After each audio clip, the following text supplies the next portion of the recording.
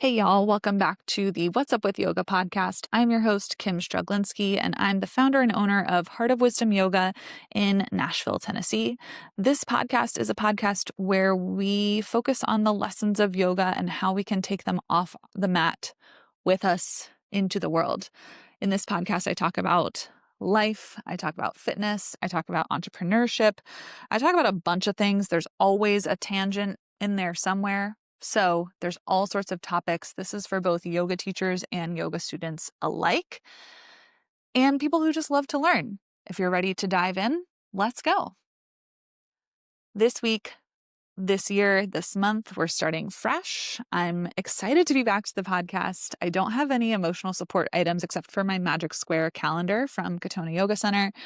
I needed a little break at the end of the year, pretty much of 2025. Pretty much everything that could go wrong did go wrong, including breaking my foot. And I needed a break. I need to be more careful in the future what I say about needing a break because I did not need to break a bone, but I did need to rest. And so that's what I did. And I appreciate y'all being patient with me as I took a little rest. And I'm excited to be back. This year, I'm excited to sort of just see where this podcast takes me. Sometimes I really overthink what topics I want to talk about, and I just need to go for it. So what has changed since the last time I spoke with you? Number one, I no longer have a boot on my foot. I've graduated out of the boot, which is very exciting. And I have another follow-up with my orthopedist later this week. What else is new? This podcast is going to come out on Thursdays in the new year because that just works better for my schedule. I started with Wednesdays and it's just too stressful. So we're doing it Thursdays. What else is new? We have really fully moved into our new space upstairs for Heart of Wisdom, which is really exciting. And I love it. And we're still arranging things a little bit. So I'm reporting live from our new studio and all the plants behind me. I did want to offer you one fun fact that I was talking to someone about yesterday. If you were a plant person like me, a lot of times people will say plants don't grow in the winter, and that's true. In the winter, that plants that are outdoors don't grow. However, this room that I'm sitting in, because of the windows that we have, gets to be 85 degrees and very sunny during the winter, especially in the afternoon. We face west, so we get direct western sun for from about noon. I would say maybe 12:30. It's going to start to shift over there. From 12:30 until 5, we get 5 hours of very direct sunlight. The plants actually get more light in here than they do in the summertime because the sun is lower in the sky. So if you're a plant person and you're like, why are my plants dying? Why are they so dry? Why do I have to water my plants so much? It's because they might actually be getting more light now because of the sun being lower in the sky than they do in the summer. So if you're noticing that about your indoor plants, maybe give them a little extra water. If your heat is on, it's probably drying them out more as well. So there's your little plant tip of the day. I did not think I was going to give a plant tip today, but I just wanted to offer that some of my plants actually grow better in the winter. Some plants like orchids actually also flower in the winter, not in the summer. So there's your little plant fact of the day. Speaking of winter versus summer versus seasons, today I want to talk to you a little bit about the seasons and why I don't love making resolutions. It's just not my jam. So let's talk about New Year's and how it's kind of at odds with the season of winter. So let's dive in. It is January 2026, and I love a good fresh New Year start, but I also am very anti New Year, new me, because you can choose to be a new you tomorrow if you want to. You could also choose to not change anything. You are, and I say this when I teach, you are whole, you are enough just because you exist. You don't have to change things anytime unless you want to. And wintertime is just not really a great time to be changing things, right? So let's talk a little bit about what cues we can take from nature. The whole point of winter essentially is making it through. When we think about animals that are hibernating, it's the coldest that it's going to be. The nights are the longest, all that jazz. It's about storing things up. It's about staying inside. It's about staying warm. It's about conserving energy. When we think about what the world around us does, like I'm looking around and the trees don't have any leaves on them. We don't see as many animals around. A lot of animals are hibernating. You watch the squirrels that, stored up all their nuts so that they can go and get them when they need them in the wintertime. Wintertime is literally just about getting through. It's a hard enough time anyway. We don't need to be making these big, huge changes. So let's talk a little bit about the start of a new year. Let's talk a little bit about sort of how the seasons can guide us and how you can work with winter in different ways. So just because a new year starts on January 1st doesn't mean that January 1st is a great time to start anything new. It's only, 11 days after the longest night of the year. So on the winter solstice, the hours of daylight in the northern hemisphere are the shortest. The hours of night are the longest. When we look at sort of what that tells us, what is your first instinct when you think about when there's a really long night? Your instinct is, okay, I'm going to stay inside. I'm going to hunker down. I'm going to sleep a lot. I'm going to turn my attention inward. I'm going to put my cozy clothes on. So, how can we take those messages, those instincts, and continue to capitalize on them during the winter? The winter time is a time when we are, again, conserving energy, keeping warm. If you do choose to go outside or be active, you have fewer hours of daylight. So use them wisely, number one. Number two, it's normal for you to be more tired in the winter because quite literally there is not as much daylight. We have longer nights, so you might be winding down for bed earlier. It's harder to get up in the morning, and that's normal. One of the things that I think is really important to keep in mind is that just because society and capitalism says January 1st, start fresh, do something new, doesn't mean you have to listen. It doesn't mean that it's a good idea to start fresh January 1st, right? So, what are the things that are normal starting January 1st or in the winter? Let's talk about what's normal in the winter. First of all, the night is way longer than the daytime. I have my little Katona Yoga 2026 calendar here. And I love this calendar because it has like a little thing about the how much sun and how much darkness there is. And this is for New York. But there are 10 hours of daylight in January, or I guess on the last day of January, there's 10 hours of daylight according to this calendar, which means that there's 14 hours of darkness. That's a lot more, right? Versus when we get to, let's look at July. Let's look at August. There's going to be 13 hours of daylight in August. So right now we've got 10 hours of daylight. In 8 months, 7 months, it'll be 13 hours of daylight.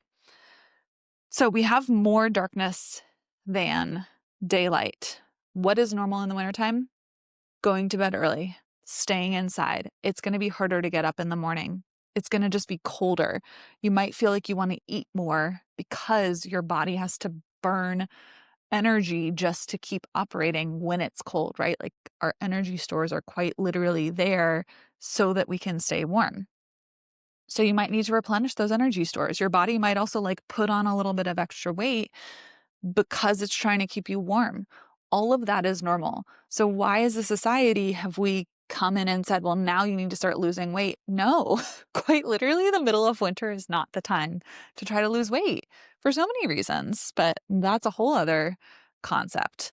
If anything, maybe you want to just start eating more vegetables so that you can fill up your tank a little bit more. Like root vegetables are great things to eat in the wintertime because they're filling, they've got fiber, there's protein in fruit and vegetables, and especially legumes and seeds and nuts.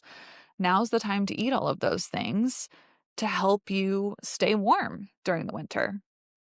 One thing that I think is really fascinating about working with the seasons and practicing with the seasons is that nature and our bodies know what they're doing. They're really wise. They have a plan.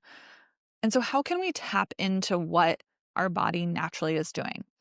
For me, let me tell you a little bit about what like my routine has been like. And granted, it's been a little different since I hurt my foot, but this also happens a lot to me during the winter time. I go to bed earlier. Like I'm in bed by 8:30 p.m. at the latest every night. That's normal, and that's a way that I'm listening to my body to say, I need to rest, I need to recover.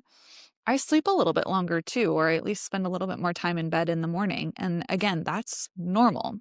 That's allowed. Let yourself listen to the rhythms of your body.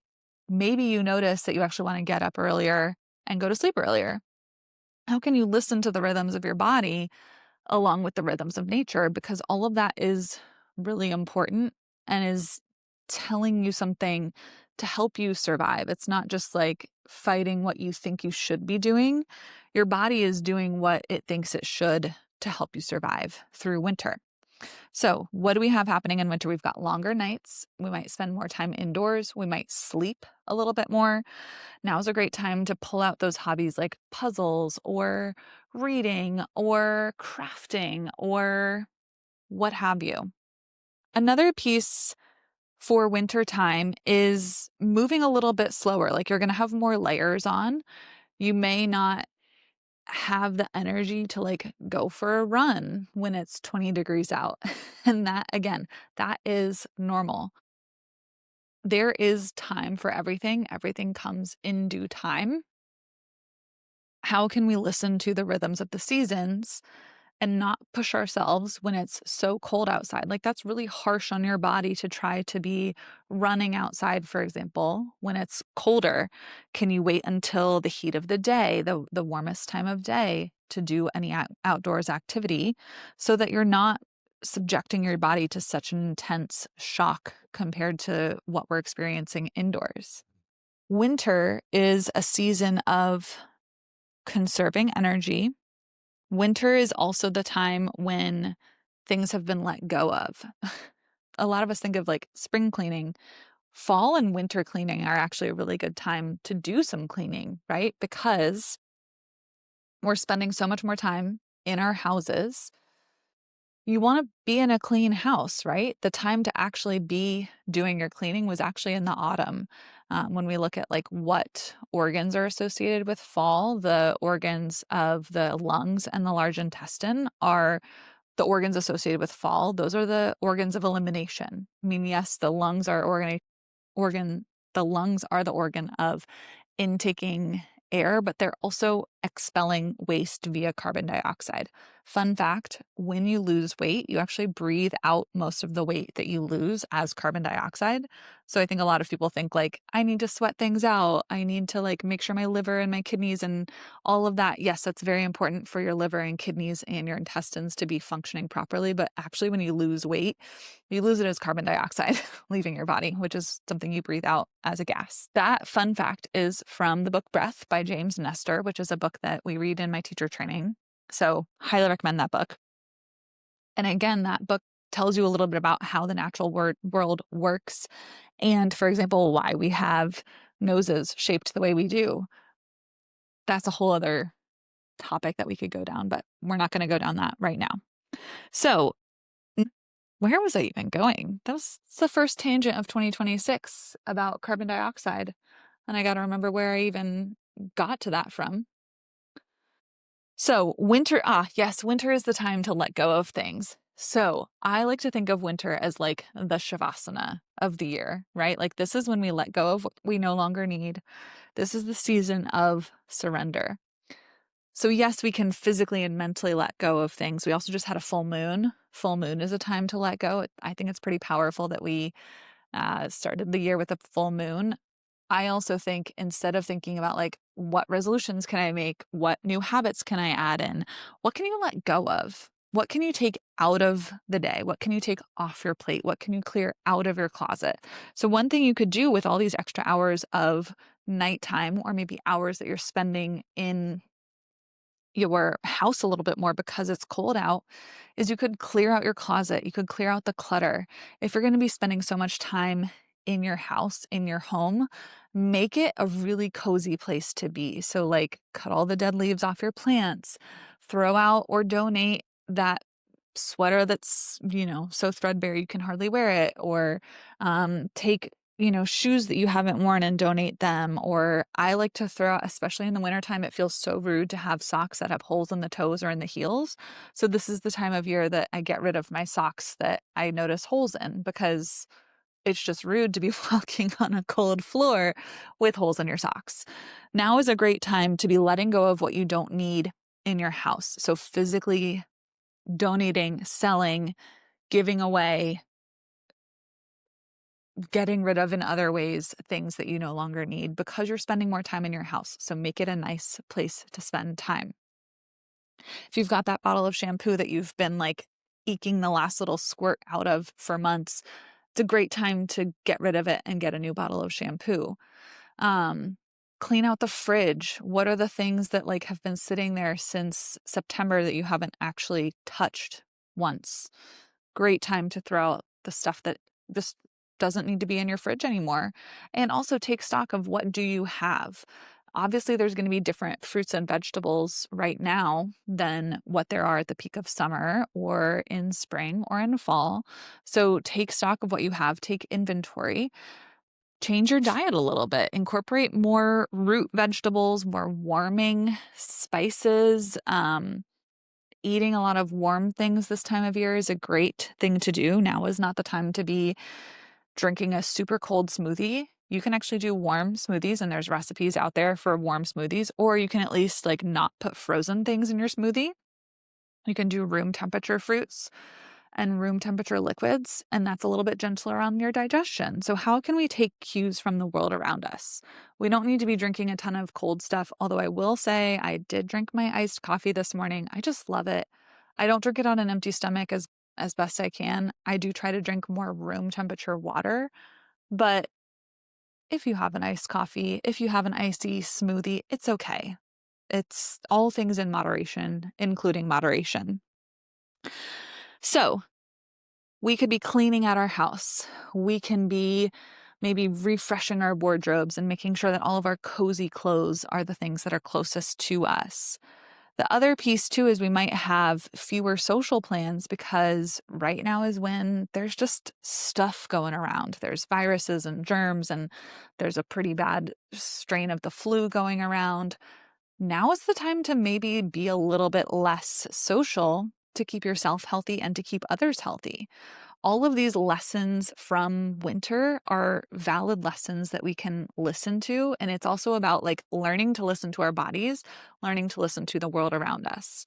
I think that's one of the most powerful things from yoga, is taking inspiration from, number one, what's going on in the world around us in nature, and number two, what's going on in our own bodies, right? So like my body's trying to conserve energy, it's trying to keep me warm. My body's craving more rest. I'm also going to say, because of my injury, my body's craving more rest. So maybe we're not pushing ourselves for our hardest workouts ever. Like I said, maybe if we're going for a run, we're doing it the warmest part of the day that we can make work for our schedule. I will say I'm lucky that I have a schedule that I can be pretty flexible, and I can kind of like work my schedule around what works for my body. If you don't have that privilege, which so many of us have to work our schedule around our obligations, our kids, work, our school, if you've got flexibility in when you can do things, how can you do tasks when it works better for your body? So if you're noticing that like you just can't go out for those late night dinners that you used to go to, and that's how you like to socialize with your friends, can you shift it to a lunch meeting? Can you get up and go for a walk before work with a friend? Maybe you just go get coffee before work. Can you move your social engagements earlier in the day? Maybe you even, and I know when I had an office job, this was something that worked better for me. I hated leaving work when it was so dark outside at 5 o'clock. Like that was so depressing. I was happy to go to work a little bit earlier in the day. Maybe you can start a little bit earlier so that you can be walking out of the office when there's still daylight. Can you shift things to make it a little bit more gentle for yourself? Winter is the season of like water in traditional Chinese medicine, and in Ayurveda, we're sort of moving in the transition from like the wind, the vata season, where everything is very airy and dry. I mean, we get so dry from being in the heat, right? But it's very dry, very crispy out there. Eventually we'll move to the kapha season, the like mud, but we're not quite there yet. So these are the harshest seasons. Water is very forceful. Wind is very forceful. How can we make everyday life a little bit gentler for ourselves since it is so extreme and potentially harsh outside? All that being said, a couple other things to think about when it comes to these cold, dry, harsh seasons. Lots of moisture for ourselves, right? So, like drinking plenty of water, drinking warm water, also making sure you're putting lotion or oils on your skin is always really helpful too. It's going to help just protect you. Now is the time to sort of bolster your defenses, circle the wagons, make things a little bit easier for yourself. Again, why are we thinking about overhauling our entire schedules just because it's New Year's, just because it's January 1st, when this is seasonally one of the sort of harshest times of year? This should just be about getting through. This should just be about like maintaining. The start of a new year in traditional Chinese medicine isn't until spring. Now is the time to just maintain and sustain. So I invite you to think about, what are the things that you want to keep doing? What are you already doing that you want to give yourself credit for? What's working? Can you keep doing what's working? Because we don't just need to like reinvent things just because it's the start of a new year. So that's number one. Number two, what do you want to let go of? Where can you create more space for yourself? Again, in an already harsh time of year, when we're just trying to get through the days, how can we choose what to let go of, right? Can we create more space for a little bit more ease? If you feel great about what you're going to continue to do, and if you feel great about what you're going to let go of, maybe you can think about, what can I add? So for me, this is also another thing that I'm thinking about. So instead of thinking about like, oh, I'm going to overhaul my diet and stop eating all the quote unquote bad things.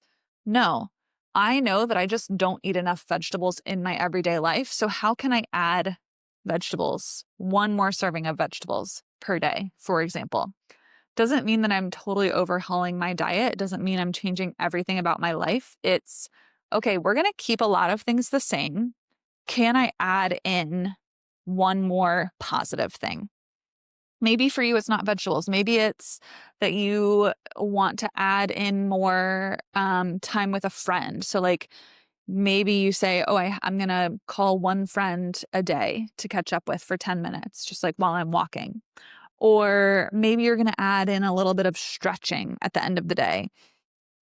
Who knows? There's so many different things you could do. I'm always a fan of adding in reading, but that's not something I need to practice. If anything, I probably need to read less, but that's okay. So, what are you already doing that you can continue to do? What can you let go of that can create a little bit more ease in your life? And instead of thinking about like fully overhauling your entire schedule, your entire routine, your entire lifestyle, is there one little thing that you could add in once a day, once a week, that is something you want to work on? We don't need to do these entire overhauls during the harshest season of the year or during a harsh transition. I just keep thinking about like looking at what's going on out in the world around us. It's very still, it's very quiet. There's nothing green. There's not a lot of stuff living out there. So let's take those lessons of, okay, I need to preserve myself. I need to protect myself from the cold, from the harsh season, from the potential dwindling stores of food. How can I do that? And there's so many different ways to do that. You get to choose what that looks like for you. I also, setting goals is fun. Having a resolution is fun. One of the things I like to think about instead of having New Year's resolutions, I like to think about a word for the year instead, because that word can evolve with each season. Uh, last year, I think that my word was finding ease. It also was a little bit like finding grace, which is funny because that's what I named my puppy. But for me this year, the word sustainable really comes to mind because I just want everything I do to be sustainable. And I don't mean that just from the standpoint of like the environment. I mean, yes, that is important to me.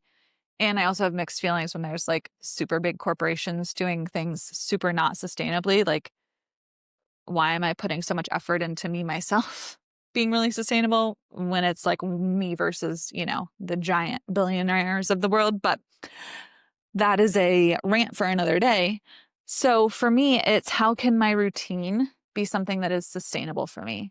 How can I sustainably fuel my body, for example? How can I sustainably move my body? What's sustainable for me? That is what's important to me as the year progresses. What that looks like in winter might be a little different from what it looks like in spring, might be a little different from summer, from fall. And so, how can I pivot my word each season, each month, each week, each day to match what I need in that time? We change just like the seasons change. We go through seasons of health, of slight illness, of busyness, of a little bit more space and time. So, how can you pivot yourself with the seasons of your life, whether they align with the seasons of nature or not? How can you listen to what each season of life is asking from you and meet each season with the tools that you need? So, this is just an invitation to turn your attention to yourself. Again, that is the invitation of winter, right? Like if winter was a yoga pose, it would be a forward fold or something where your knees are in towards your chest and you're kind of like huddling inward, turning inward, protecting all the soft bits, conserving warmth. How can we take a lesson from yoga, from nature, to bring our attention, our efforts, our exertions inward, focus on ourselves, so that once the springtime comes, we can unfurl and branch out, reach out into the world.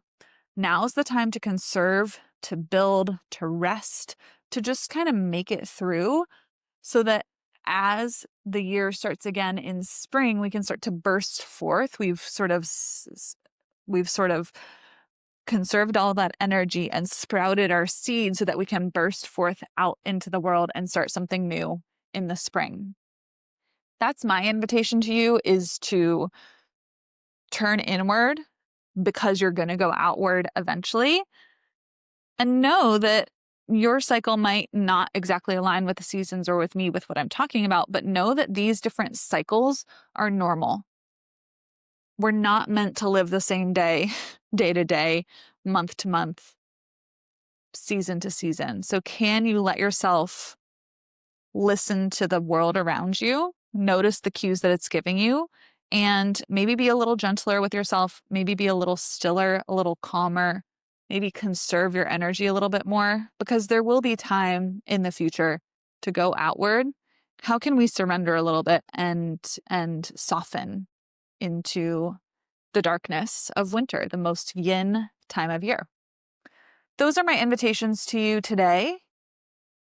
Maybe I just talked you into making a resolution. Maybe I just talked you out of it. I don't know. Who knows? Let me know what you think. This is just an invitation to sort of see what resonates for you. Take what resonates and leave the rest. It's okay if none of it resonates with you. Like, that's cool. That's the whole point, is learn what is important to you, study what's important to you so that you can make changes and let go of what isn't important. Get to know yourself. That's the whole point here. Thanks for listening to the What's Up with Yoga podcast today. If you liked this podcast, please rate and subscribe on Apple. You can follow us and give us a thumbs up on Spotify, and share this episode with a friend if you enjoyed it. I'll be back on Thursdays now that we're in the new year. It's just a day that works a little bit better for my schedule. If you have podcast episode requests, give me a shout at howyoga.co/podcast. That's all I got today, and I'll see you next time.